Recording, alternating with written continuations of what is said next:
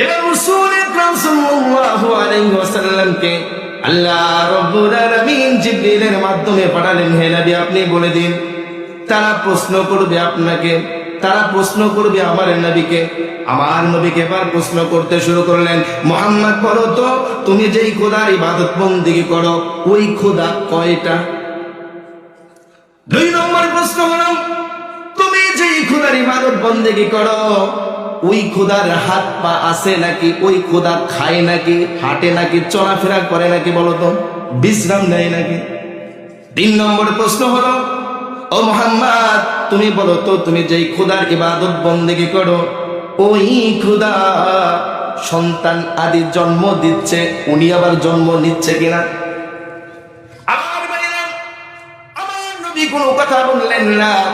আল্লাহ রাব্বুল আলামিন জিবরিলের মাধ্যমে ওহী পাঠিয়ে দিলেন, ও নবী আপনি কিছু বলবেন না, আমি আল্লাহ সূরাতুল ইখলাস আপনার নিকট পাঠিয়ে দিলাম, আপনি সূরা ইখলাসের মাধ্যমে প্রত্যেকটি কথার জবাব দিয়ে দেন। বলেন সুবহানাল্লাহ। আমার ভাইরা, এবার রাসূল আকরাম সাল্লাল্লাহু আলাইহি ওয়াসাল্লাম তাদের প্রথম কথার উত্তর দিয়ে দিলেন।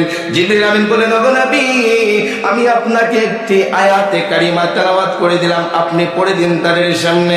সূরাতুল ইখলাসের প্রথম আয়াতটা তিনি বললেন, আমার সাথে সবাই বলবেন, কুল হুয়াল্লাহু আহাদ। এই নবী আপনি বলে দিন আমার আল্লাহ একজন অদ্বিতীয়, দ্বিতীয় কোনো খোদা নাই। কে বললেন? আমার নবী বলে দিলেন। কার কথা? আল্লাহর কথা।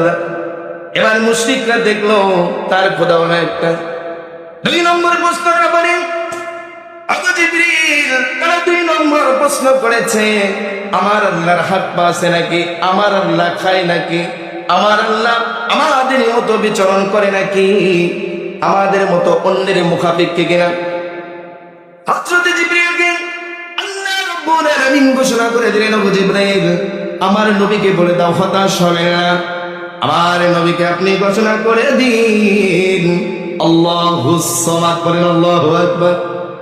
আয় কাফেররা শোনো, আমার আল্লাহ দুনিয়ার কোন মানুষের মুখাপেক্ষী নয়। আমার আল্লাহ আসমান জমিন পৃথিবীর সবকিছু সৃষ্টি করেছে কোন ব্যক্তির মুখাপেক্ষী হয়ে নয়। বলেন আল্লাহু আকবার।